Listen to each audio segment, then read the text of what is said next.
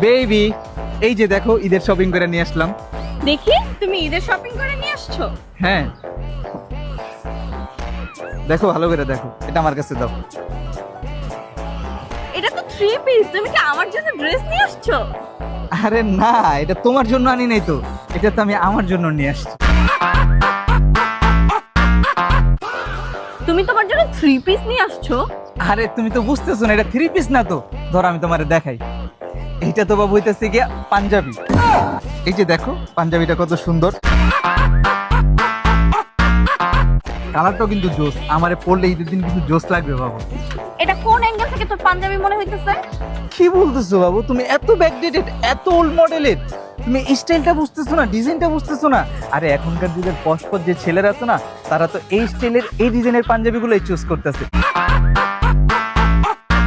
তাই আমিও ভাবলাম আমি একটু পজ দেখানোর জন্য একটা সুন্দর থেকে পাঞ্জাবি নিয়ে আসছি, দেখছো?